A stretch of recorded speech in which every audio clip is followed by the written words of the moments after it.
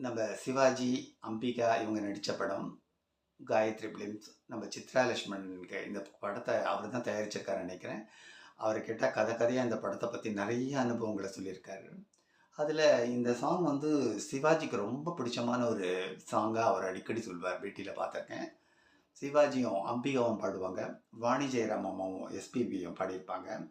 இளையராஜாவோட மியூசிக் கேட்கவே வேண்டாம்.